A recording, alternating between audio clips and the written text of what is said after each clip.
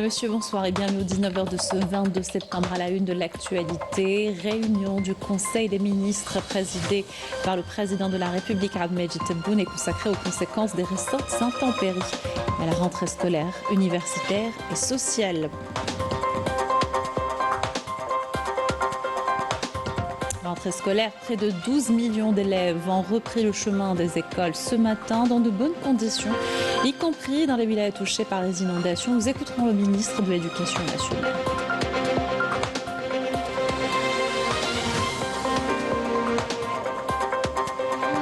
Zoom ce soir sur la musicothérapie comme moyen d'aide à l'apprentissage, un outil pour améliorer la concentration et la communication, notamment chez les enfants autistes. Reportage dans cette édition.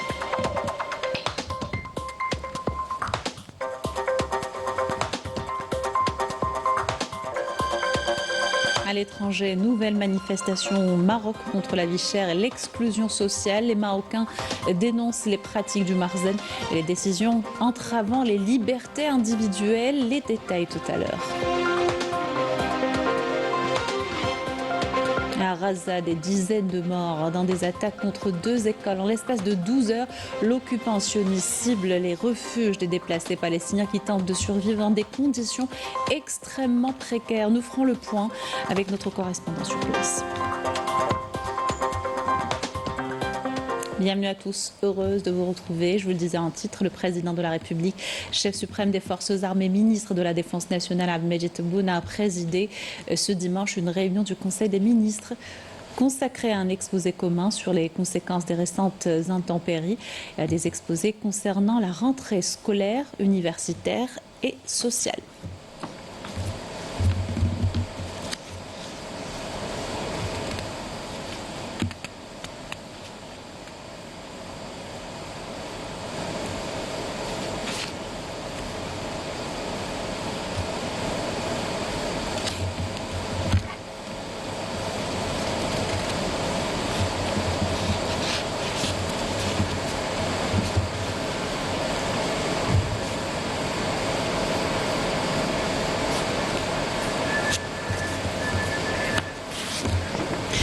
Donc une réunion du Conseil des ministres consacrée à un exposé commun sur les conséquences des récentes intempéries et à des exposés concernant la rentrée scolaire, universitaire et sociale. Et sans tarder, on retrouve notre journaliste Amel Bouakba en direct de la présidence de la République. Amel, bonsoir. Que peut-on retenir de ce Conseil des ministres, Amel ? Oui, bonsoir. Oui, bonsoir Sabrina. Comme vous l'avez si bien dit, plusieurs questions d'actualité ont été abordées lors de cette réunion du Conseil des ministres. Le président de la République a tout d'abord instruit la commissaire chargée du numérique de détailler à la prochaine réunion du Conseil des ministres la cartographie de l'état d'avancement des données interministérielles et les délais de réception du data center, abordant les conséquences des dernières intempéries, le président a ordonné le retour des services, de tous les services impactés par ces intempéries, un retour dans les plus brefs délais à la normale.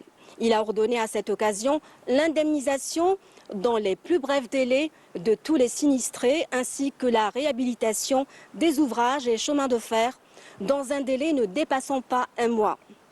Autre dossier d'actualité qui a été abordé lors de cette réunion du Conseil des ministres, la rentrée scolaire. Le président a relevé que toutes les conditions ont été réunies pour une rentrée des classes dans de bonnes conditions. Comme il a également appelé au renforcement des efforts pour la prise en charge des enfants recalés pour éviter le phénomène du rejet scolaire. Le président de la République a également insisté à la révision des programmes liés aux activités sportives afin, a-t-il dit, de créer une élite sportive et le lancement du championnat national des sports collectifs à partir du mois de janvier prochain. Autre dossier également abordé, la rentrée universitaire. Le président de la République a ordonné de penser à lancer des bourses spéciales destinées aux étudiants des écoles d'excellence. Le président Tebboune a d'autre part écouté des exposés sur l'hydraulique, le commerce extérieur, appelant avec fermeté le gouvernement à prendre toutes les conditions et toutes les mesures adéquates afin d'éviter toute pénurie de produits alimentaires. Voilà ce qu'il y avait à dire, Sabrina, concernant cette réunion du Conseil des ministres. Merci Amel Bourakba pour ces détails. Je rappelle que vous êtes en direct de la présidence de la République où s'est tenue une réunion du Conseil des ministres ce dimanche. Dans l'actualité ce dimanche également, la rentrée scolaire pour près de 12 millions d'élèves. La reprise des cours concerne les 3 paliers de l'éducation sur tout le territoire national. Le ministre du secteur a donné le coup d'envoi officiel de cette année depuis l'école primaire Salah Ould Aoudia à Ben Aknoun dans la capitale.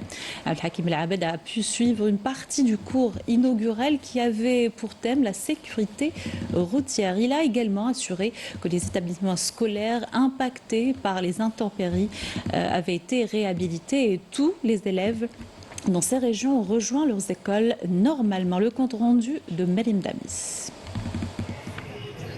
La cloche a sonné pour des millions d'élèves à travers le pays, marquant ainsi le début d'une nouvelle année scolaire. À cette occasion, le ministre de l'Éducation, Abdelhakim Belabed, a assisté au cours inaugural de cette année scolaire, placé sous le thème de la sécurité routière, vu le rôle important de l'école dans la sensibilisation aux risques liés aux accidents de la circulation. Le secteur de l'éducation est prêt pour accueillir les 12 millions d'élèves. Nous préparons cette rentrée scolaire depuis des mois et cela ne relève pas uniquement du secteur de l'éducation.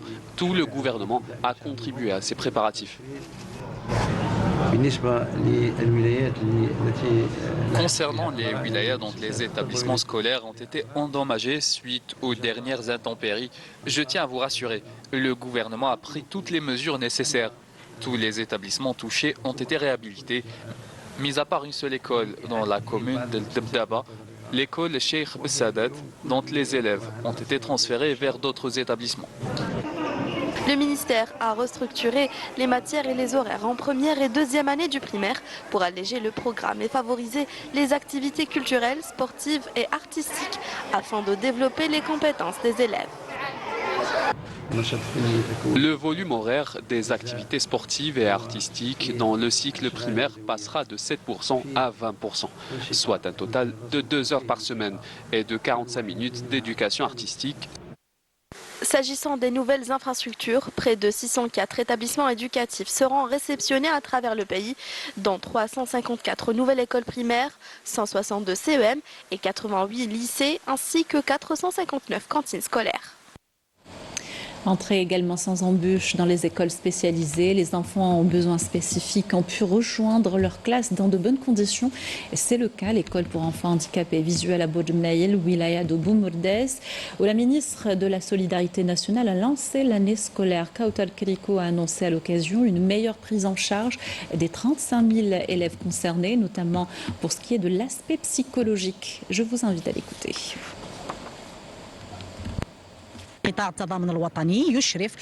Le secteur de la solidarité nationale assure la prise en charge de plus de 35 000 élèves à besoins spécifiques répartis sur 239 établissements d'éducation spécialisée ainsi que 18 annexes. Au total, 1304 classes spéciales ont été ouvertes au niveau des établissements éducatifs au profit de ces enfants afin de leur assurer une meilleure insertion sociale. Concernant l'encadrement pédagogique, il sera assuré par pas moins de 15 000 enseignants et éducateurs spécialisés. À cette occasion, nous saluons la décision du président de la République de créer l'école supérieure des enseignants des sourds-muets. C'est dans une ambiance de gaieté que les enfants palestiniens scolarisés en Algérie ont rejoint les bancs de l'école. Le cas des 26 enfants évacués de la bande de Raza, ils sont désormais inscrits dans des établissements de la wilaya de Tipaza. Sia Moussarzou, commentaire de Walid Yosfi. Loin de la guerre et des bombardements, heureux et parés de leurs plus beaux vêtements, Nadine et Amir, 2 enfants palestiniens, entament aujourd'hui leur année scolaire à plusieurs milliers de kilomètres de leur mère patrie. Ils font partie des 26 enfants palestiniens recueillis par l'Algérie et résidant au centre de repos des Moudjahidines de Bouharoun, dans la wilaya de Tipaza. Je vous remercie infiniment de nous avoir accueillis dans votre pays et de nous permettre de poursuivre notre scolarité dans vos écoles. Je m'apprête à rejoindre mon école. Je suis en 5e année primaire. Nous aimons l'Algérie. Nos enfants et nous sommes reconnaissants de l'accueil que nous a réservé l'Algérie, un pays merveilleux. Nous remercions le président de la République et le ministre des Moudjahidines, sans oublier le peuple algérien pour son accueil chaleureux, mais aussi pour l'amour et la solidarité qu'il nous manifeste au quotidien. À l'instar des autres établissements scolaires dans lesquels ils sont inscrits, c'est en grande pompe que le collège Youssef Abdallah de Ain Tagoureit a accueilli les élèves issus de la bande de Raza. Je remercie le président de la République, le ministre des Moudjahidines et la directrice de l'école pour tous leurs efforts. Nous sommes heureux de voir nos enfants entamer leur année scolaire ici en Algérie et de les voir être accueillis d'une aussi belle manière. Ils sont traités comme les élèves algériens sans distinction aucune et bénéficient de tous les droits dont bénéficie n'importe quel citoyen algérien. Les enfants palestiniens ont été inscrits dans les écoles algériennes. Tous leurs besoins ont été pris en charge. Ils ont également bénéficié d'un accompagnement psychologique par un personnel spécialisé en collaboration avec des conseillers pédagogiques. Nous avons procédé à l'installation d'une commission pédagogique composée d'inspecteurs des 3 paliers de différentes spécialités. La commission a été chargée de l'examen de toutes les pièces d'identité dont disposaient ces élèves et a permis de définir leur niveau scolaire.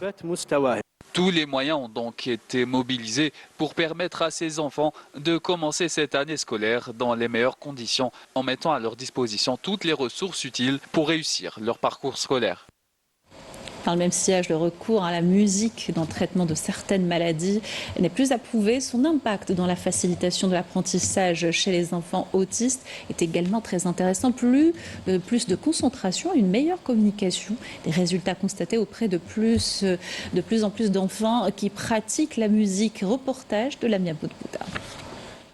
À petits pas et en douceur, Bilal Hamza a su, à travers les notes et mélodies, aider ses enfants à découvrir un monde où ils peuvent s'exprimer librement. Un monde où chaque note est une victoire sur l'autisme. Moi, j'ai été touché par ces enfants parce qu'ils sont marginalisés par la société. Ils ne sont pas scolarisés. Donc, quand on me propose ça, je ne peux que dire oui. Même si la tâche elle est vraiment difficile, il ne faut pas se mentir. C'est difficile pour moi, autant que prof, c'est difficile aussi pour l'élève, bien sûr. Et ça demande beaucoup de patience et ça prend plus de temps.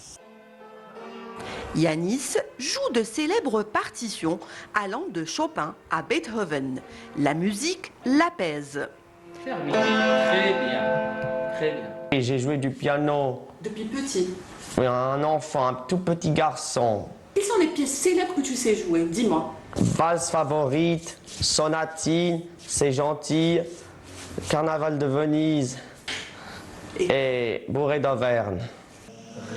Grâce au soutien de son professeur, l'apprentissage du piano a permis à Isra une meilleure concentration et une amélioration de la communication. مع الأول كان يجيني البيانو صعيب ومن بعد كيعلمني الأستاذ ولا يجيني سهل.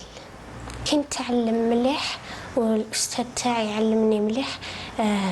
الحلم تاعي نولي ندخل المعهد العالي للموسيقى. Avant, elle ne communiquait pas avec nous et même avec ses camarades. Maintenant, avec la musique, elle s'exprime mieux et elle a même tissé des amitiés.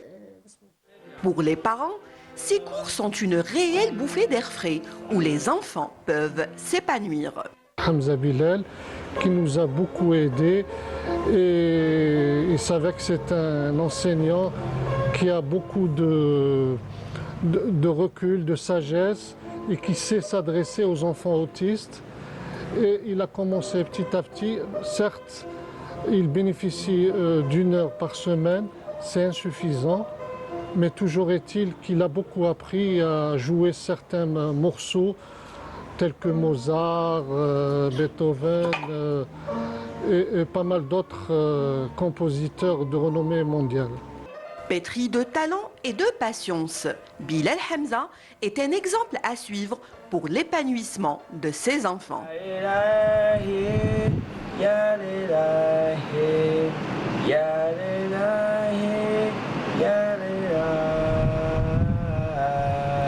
chantes bien, hein, tu as une belle voix. Tu m'as caché ça.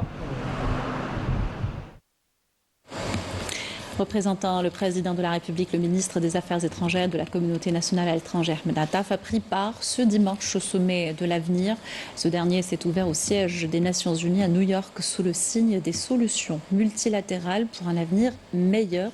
Les délégations de 193 pays prennent part au sommet où un pacte pour l'avenir a été adopté par les États membres de l'ONU. Il prévoit 56 actions pour faire face aux plus grands défis de notre époque, en allant des domaines historique du maintien de la paix à des sujets plus innovants comme l'intelligence artificielle. En annexe, le document comprend un pacte numérique mondial et une déclaration sur les générations futures. Renforcer le front interne, une autre priorité de l'État. Il s'agit notamment de consolider les acquis sociaux en matière de salaire et pouvoir d'achat. La préservation donc du caractère social de l'État dans une conjoncture de relance économique et de croissance. Une approche visant à garantir la justice sociale. Amel Bouarba. Résolument engagée dans une dynamique de développement, l'Algérie, déterminée à relever le niveau de ses ambitions économiques, s'appuie sur un plan d'action visant à augmenter le produit national brut, élargir les investissements et diversifier les exportations. Tout en veillant à ce que les réformes économiques profitent à l'ensemble de la population, l'État maintient un attachement profond à son caractère social, misant sur la prise en charge de toutes les franges de la société, dont celle des jeunes et des forces productives. Il s'agit d'améliorer la qualité de vie des citoyens en renforçant le pouvoir d'achat et en créant des postes d'emploi. Le principal objectif du président de la République est d'améliorer la qualité de vie des citoyens et des familles dans leur ensemble. Cela passe bien entendu par des réformes, notamment dans les secteurs de la santé et de l'éducation, en plus du renforcement du pouvoir d'achat à travers l'augmentation des salaires ainsi que des allocations et primes adaptées à chaque catégorie sociale. Ces mesures permettront de garantir la stabilité du pouvoir d'achat des citoyens qui n'est pas impacté uniquement par des dynamiques nationales mais aussi des crises internationales. Ces dernières années ont montré que le pouvoir d'achat des citoyens dans le monde entier, pas seulement en Algérie, est de plus en plus touché par des crises mondiales. القدرة الشرائية لكل مواطن في العالم وليس الجزائر استثناء أصبحت تتأثر بالأزمات الدولية. Dans une première phase, les priorités concernent l'amélioration du pouvoir d'achat à travers l'augmentation des salaires, des allocations de retraite, ainsi que l'activation des systèmes de contrats. Avec cet objectif ambitieux, celui de créer 450 000 postes d'emploi au cours des 5 prochaines années.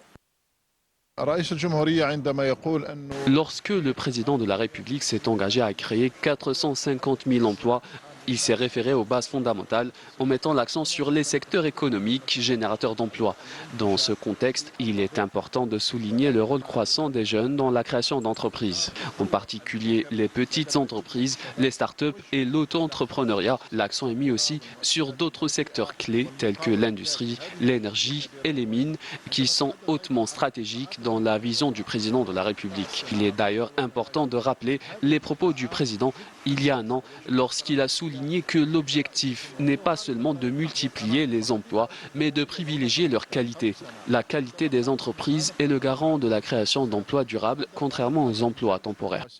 جودة المؤسسة هي الضمانة لتوفير مناصب الشغل الدائمة.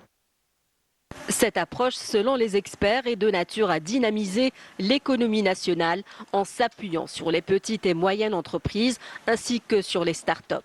Avec cet objectif clé, atteindre 20 000 start-up alors que les statistiques indiquent que leur nombre avoisine actuellement les 8 000. Sachant qu'en 2020, ce nombre ne dépassait pas les 200. PMS, pluie parfois sous forme d'averses orageuses accompagnées localement de chutes de grêle prévues jusqu'à demain midi. Selon Météo Algérie, placé en vigilance orange, le bulletin concerne les wilayas de Tindouf, Bni Abbas, Béchar Tlemcen, Sidi Bla Abbas, Saïd An'am Al-Biyad Tiaret, Tissem Silt, Médéa, Bouira, Djelfa et Larouat, où les quantités pourraient atteindre les 30 mm et jusqu'à 40 mm à Ghardaya, Tougourt, Ouled Djellal, El-Mriyal, Biskra, Loued, Batna, Khanchlat, Tébessa, Msila, Boujbourelij, Sétif, Mila, Constantine, Oumel-Bouakri, Gelma, Soukahras, Djijelski, Gdahanaba, Tarf et le nord de Werkla. À l'étranger, à Gaza, l'école Kafr Qassem a été ciblée ce dimanche par des raids de l'occupation. De nombreuses victimes sont à déplorer.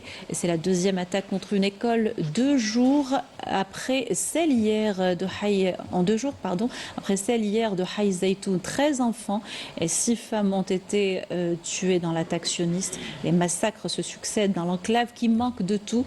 Et l'arrivée des pluies pourrait aggraver la situation extrêmement précaire des Palestiniens. Le point par notre correspondant Wissam Abou Zaïd, commentaire de Walid Yousfi.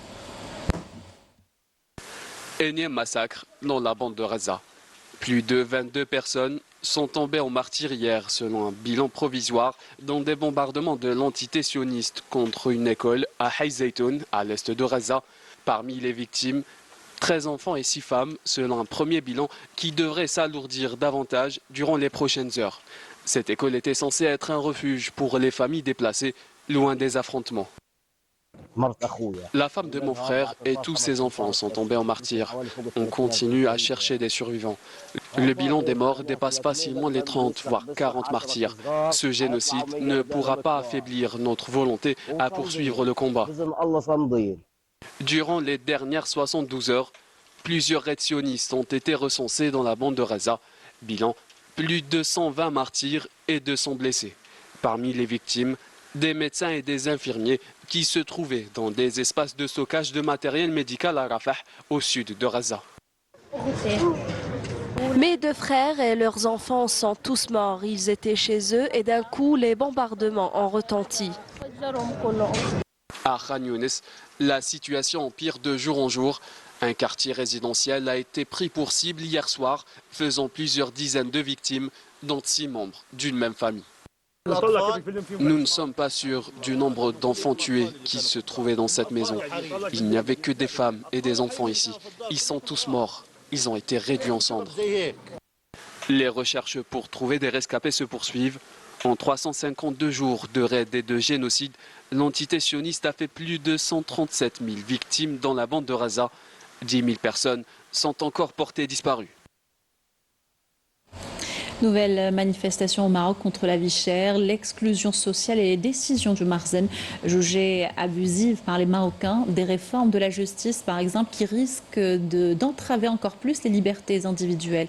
Renforcer également la corruption et le népotisme, déjà très répandus dans le pays. Les détails par Mariam Damis. تابعتم ايضا كيف ان الفساد يستهلك سنويا 50 مليار ديال الدرهم.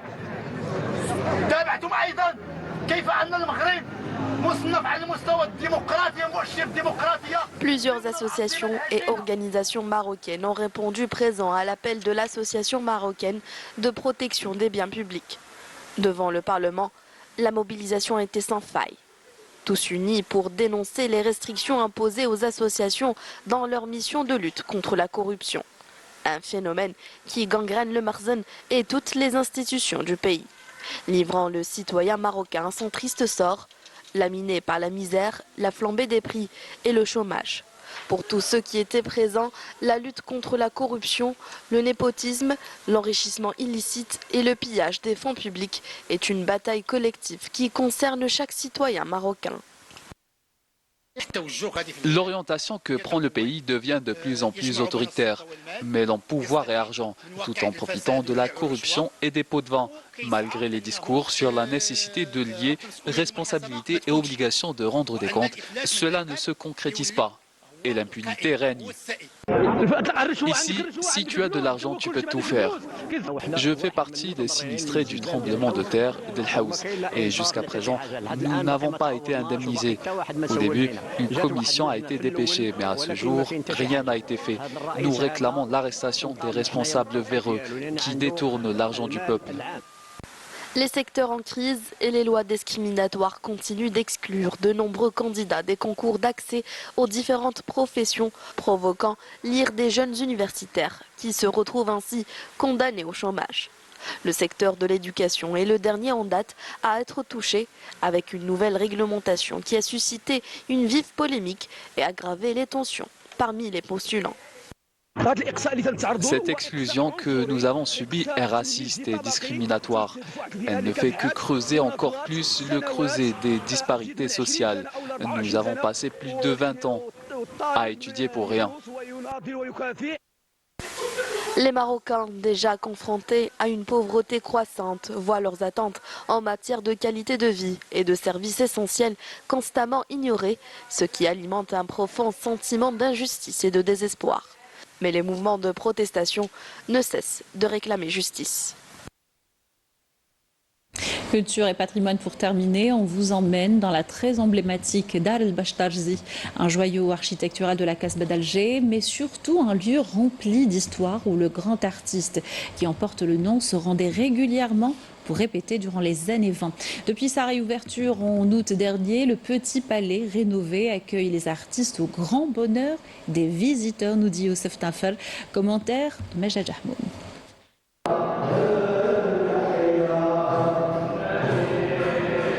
Bashtarzi, situé au cœur de la Casbah, ce lieu emblématique qui fut autrefois le repère du grand artiste Mahieddine Bashtarzi renaît après une restauration complète. Inauguré par un concert de musique andalouse, cet édifice historique se veut un carrefour d'échanges entre artistes et visiteurs. C'est pas ma première visite, mais c'est la première fois que je viens à Alger. C'est sublime, très impressionnant. Et je suis ravie de pouvoir assister à ce concert et à cette inauguration. C'est un peuple magnifique et je suis très contente de découvrir leur histoire et leur pays. C'est fabuleux. Le cachet architectural de l'édifice a été préservé après sa rénovation. Je voulais faire visiter la Casbah à ma femme et franchement, on a beaucoup aimé. On est venu visiter la Casbah, c'était magnifique. Ensuite, on s'est dirigé vers ce magnifique palais pour profiter d'un bon petit thé en face d'un concert de Charbi. C'était excellent. J'ai aimé la musique, le beau décor, on voit que ça a été rénové il n'y a pas longtemps. C'était franchement magnifique. Nous avons pris un thé et écouté la musique andalouse. C'était génial. Derrière cette renaissance culturelle se cache un grand nom de la scène artistique algérienne. Cette rencontre culturelle et artistique, supervisée par l'établissement des arts et de la culture, célèbre la naissance du mouvement culturel national. Mahieddine Bashtarzi fut l'un des premiers à rejoindre le conservatoire d'Alger en 1925. Il s'est installé ici et c'est ainsi que sa carrière a débuté dans l'art du théâtre. Quand on parle de Bashtarzi, c'est un peu le Shakespeare de l'Algérie.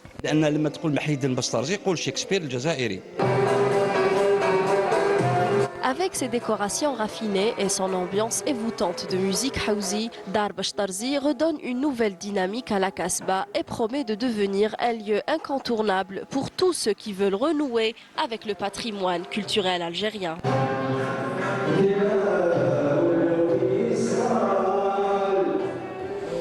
Voilà qui termine notre journal. Merci de l'avoir suivi. Excellente soirée sur Canal Algérie.